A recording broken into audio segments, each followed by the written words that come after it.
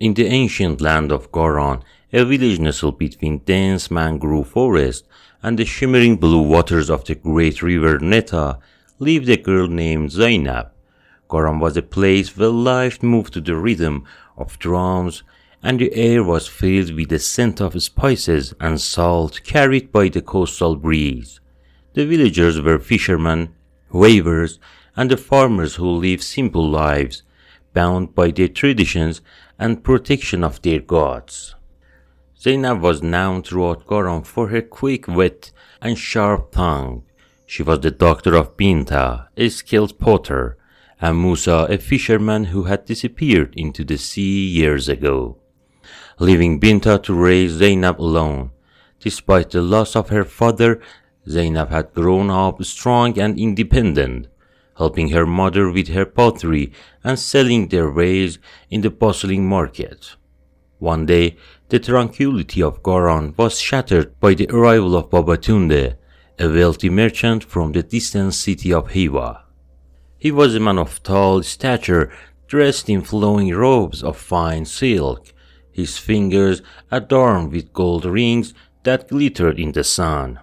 His ship, laden with treasures from distant lands, docked at the village harbor, drawing the curious eyes of the villagers. Babatunde brought gifts of spices, exotic fabrics, and promises of wealth to anyone who would listen.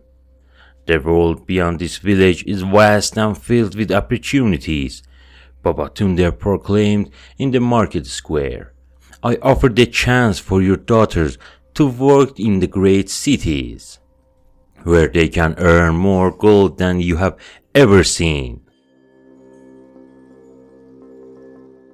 At first, the villagers were wary. Goron was steeped in the traditions, and its people were cautious of outsiders. But Babatunde was patient and persuasive. He showered the village elders with gifts, whispered promises of wealth to the desperate, and in time the villagers began to trust him. They believed he was a man of good fortune, sent by the gods to bless their humble village. One day, Babatunde approached Zainab's mother, Binta, with his tempting offer. Your daughter is strong and clever, he said, his smile as warm as the sun. She will make a fine servant in my city. I will pay you well, and she will return with enough gold to lift you out of poverty. Binta hesitated. She did not trust the smooth-talking merchant, but she was also desperate.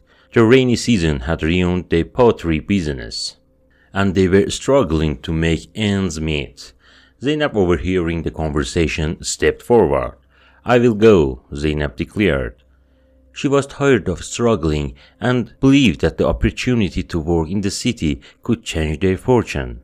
The next day, with tears in her eyes, Binta hugged her daughter tightly. Be careful, my daughter, she whispered. Remember that not all that glitters is gold. Zainab nodded, her heart pounding with mix of excitement and fear, as she boarded Babatunde's ship with a dozen other girls. The journey was long and grueling. As the ship sailed further from the familiar shores of Goron, Zainab began to notice strange things. The other girls, who had promised jobs as a housemaid and cooks, grew anxious as the days turned into the weeks. The ship never stopped at any ports they passed, and Babatunde's once kind demeanor turned cold and commanding. One night, Zainab overheard the crew whispering in the language she did not understand, but she caught fragments of their conversations. Buyers waiting, must reach the coast by the next moon. Her heart sank as the realization dawned on her. Babatunde was not taking them to the city to work. He was planning to sell them for foreign traders. Zainab's thought turned to her mother's mourning, and she cursed herself for being so naive. Determined not to end up as someone's slave, Zainab began to plot her escape. She befriended one of ship's crewmen, Malik, an old sailor with a soft spot for the girls. Malik, moved by Zainab's courage, revealed that they headed to the distant land where the girls would be sold. "There is no way off the ship, Zainab," he warned. "The sea is merciless and the crew will kill you if they suspect you are trying to escape." But Zainab was not one to give up easily.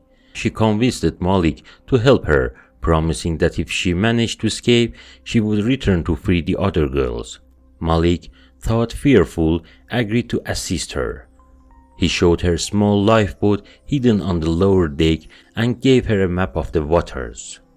That night, under the cover of darkness, Zainab made her move. The moon was hidden behind thick clouds and the sea was raw, but she was determined. With Malik's help, she climbed into the lifeboat and lowered it into the water. As she paddled away, the ship's alarm bell rang out, and she heard the shouts of crew. But the darkness and the stormy sea worked in her favor, and she slipped away into the night. For 3 days and nights, Zainab drafted on the open sea, her small boat tossed by the waves. She had only a small jug of water and few pieces of dried fish to sustain her. As exhaustion set in, she prayed to the spirits of the sea, the Mami Wata, to guide her to safety. On the 4th day, just as she was beginning to lose hope, she saw land of the horizon, a small island covered in dense jungle. Zainab made her way to the island and was taken in by a group of fishermen who lived there. They listened to her story and horrified by the cruelty of Babatunde. The leader of fishermen, an old man named Obi, decided to help her. "We cannot let such evil go unpunished," he said. "We will help you to return your village, but you must promise to free the other girls." With the fishermen's help, Zainab devised a plan. They would use their fishing boats to intercept Babatunde's ship before it reached its destination. The fishermen, skilled in navigating the treacherous water, guided Zainab back toward the path of the merchant's ship.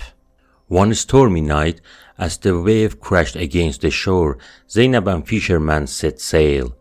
The sea was fierce, but they were determined. As they neared Babatunde's ship, Zainab saw the faint glow of lanterns on the dock. She knew this was her only chance. With the fisherman providing a distraction, Zainab climbed aboard the ship, using the ropes she had hidden during her time as a captive. The ship was in chaos as the fishermen launched fire-tipped arrows and set the sail ablaze. Amid confusion, Zainab made her way below deck, where she found the girls locked in dark, foul-smelling hold. "Zainab, you came back for us," the girls cried, their eyes filled with disbelief and hope. Without wasting a moment, Zainab broke the locks with a heavy piece of wood and led the girls to the deck. But Babatunde was waiting for them, his eyes blazing with fury. "You think you can defy me, girl?" he roared, brandishing a sword, but Zainab was ready. She had taken one of Crew's daggers and, with a swift strike, wounded Babatunde's leg, causing him to fall. The girls, filled with newfound courage, joined the fray, using whatever they could find as a weapon. The crew, distracted by the fisherman's attack, was overwhelmed. With the ship ablaze and chaos reigning, Zainab and girls climbed into the lifeboats. The fishermen guided them back to the safety of the island, where they were given food, water, and shelter. After a few days of rest, Zainab and girls were finally able to return to Goran. The villagers were overjoyed to see them, and Chief Obiema held a great feast in their honor. Babatunde's treachery was exposed, and the villagers vowed never to trust outsiders so easily again. Zainab was hailed as a hero. She had not only saved herself, but also lives of many others. The village elders, impressed by her bravery, offered her a position among their council, but Zainab declined. She had learned that the greatest power came not from titles or wealth, but from the strength of one's heart. Instead, she dedicated her life to protecting the vulnerable, using her experience to teach other villagers about the dangers beyond their shores. And from that day on, the story of Zainab, the girl who escaped the merchant ships and saved her village, was told around the fires on moonlit nights. A tale of courage, justice, and the unbreakable spirits of one brave girl. It's Kaya. Thanks for tuning in. If you enjoyed the story, remember to like, subscribe, and let me know your thoughts below. Sweet goodbyes and warm hugs.